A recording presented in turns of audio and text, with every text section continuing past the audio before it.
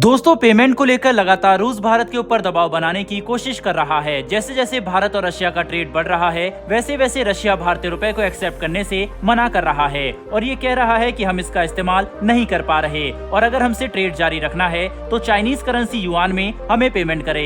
अगर देखा जाए तो यह एक तरह की ब्लैकमेलिंग है, क्योंकि रशिया तो साफ साफ कह रहा है कि अगर ऑयल या फिर भारत को डिफेंस इक्विपमेंट रशिया से लेने हैं तो पेमेंट रुपी में वह नहीं लेगा और रशिया के ऊपर लगे बैन की वजह से डॉलर में भी हम पेमेंट नहीं कर सकते। वहीं अगर चाइनीज करेंसी में भारत पेमेंट करता है तो इससे चाइना को काफी ज्यादा बेनिफिट होगा, इसीलिए भारत युआन के लिए मान नहीं रहा था। हालांकि अपनी जरूरत को ध्यान में रखते हुए भारत ने पिछले साल 23% का पेमेंट युआन में किया, लेकिन अब भारत इन सब परेशानियों का हल निकाल लिया है और पेमेंट के लिए एक नई तरकीब सोची है, जिससे चाइना की करेंसी में हमें पेमेंट भी नहीं करना पड़ेगा और हमें रशिया से सामान भी आसानी से मिल जाएगा। अब ये कौन सी तरकीब है जो भारत ने निकाली है, इसके बारे में हम आपको हमारे आज के इस वीडियो में विस्तार से बताने वाले हैं। तो दोस्तों, बिना वक्त गवाए हमारे आज की इस वीडियो को शुरू करते हैं। दरअसल दोस्तों, हाल ही में रशिया के एग्जीक्यूटिव्स ने इंडियन ऑफिशियल के साथ इस बारे में बात की है और भारत ने साफ साफ कह दिया है कि वह लोग बिल्कुल भी चाइनीज करेंसी में डील करने के लिए कंफर्टेबल नहीं हैं। लेकिन रशिया तो इसी बात पर अड़ा हुआ है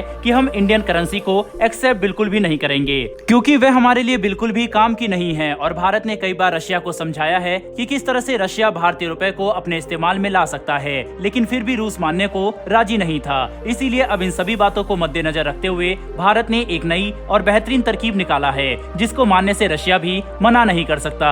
दरअसल इंटरनेशनल ट्रेड सेटलमेंट के लिए भारत की तरफ से ये प्रस्ताव रखा गया है कि Chinese currency yuan, Indian currency rupees and Russian currency rouble, इन तीनों में ही ट्रेडिंग करने में दिक्कतें आ रही है, तो इन सबको हटाकर यूएई की करेंसी दिरहम में ट्रेड सेटलमेंट किया जाए। दोस्तों, यूनाइटेड अरब अमीरात के साथ भारत और रशिया दोनों के ही काफी अच्छे संबंध है। हाल ही में यूनाइटेड अरब अमीरात ने भारत के साथ एफटीए को भी साइन किया है, जिसके बाद दोनों ही देशों के बीच में जो इम्पोर्ट एक्सपोर्ट है वो भी बहुत ज्यादा हाई लेवल पर जा चुका है। काफी अच्छा बिजनेस इन दोनों देशों के बीच में इस वक्त चल रहा है और ये दोनों देश पिछले कुछ सालों से काफी करीब भी आए हैं और साथ ही साथ रशिया के साथ भी यूएई का बिजनेस काफी बेहतरीन है और दोनों ही देश काफी अच्छे दोस्त भी हैं। इसीलिए भारत के इस प्रस्ताव पर रूस की बोलती बंद हो चुकी है और उसे भारत की ये बात माननी ही पड़ेगी। इस पर अभी तक कोई भी ऑफिशियल स्टेटमेंट रशिया की तरफ से सामने तो नहीं आया है। हालांकि रशिया के पास इसके अलावा कोई और ऑप्शन भी नहीं बचता। अब ये देखना काफी इंटरेस्टिंग होगा कि क्या आने वाले समय में भारत और रशिया का ट्रेड दिरहम में होता है या फिर नहीं। बहरहाल बढ़ते हमारी आज की दूसरी बड़ी खबर की तरफ। दोस्तों, भारत और यूनाइटेड नेशन के बीच में लंबे समय से किसी न किसी बात को लेकर तनातनी चलती आई है। जैसे कि हम सभी जानते हैं कि लंबे समय से रिफॉर्म्स को लेकर इंडिया यूनाइटेड नेशन से भिड़ा हुआ था। वहीं हाल ही में एक और बड़ी खबर सामने आई है कि यूनाइटेड नेशन ने भारत के ऊपर एक बहुत बड़ा इल्जाम लगाया है।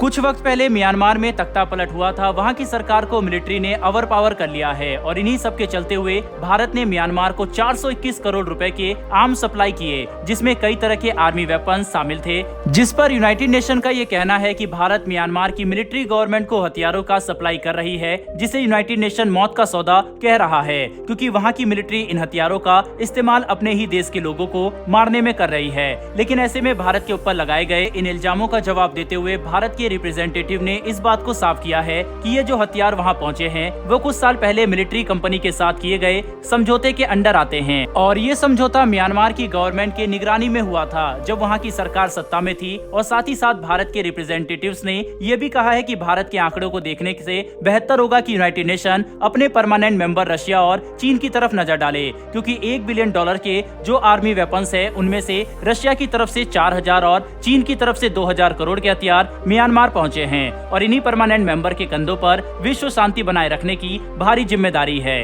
लेकिन यूनाइटेड नेशन के चीफ अपने ही परमानेंट मेंबर्स की गलतियों को नहीं देखते, लेकिन हर बार ढूंढ कर भारत की गलतियों का सामने लाते हैं, जिस पर उन्हें हमेशा ही मुंह की खानी पड़ती है, जैसा कि एक बार फिर से हुआ है। बहरहाल दोस्तों, यूएन के इस बयान पर आपकी क्या राय है, कमेंट बॉक्स में लिखकर जरूर बताइएगा। साथ ही अगर आपको यह इन्फॉर्मेशन और वीडियो पसंद आई हो तो वीडियो को लाइक करके हमारी आने वाली डेली ऐसी वीडियो के लिए चैनल को सब्सक्राइब कर बेल नोटिफिकेशन अवश्य दबा लें। फिर मिलेंगे ऐसी एक नई वीडियो के साथ। धन्यवाद।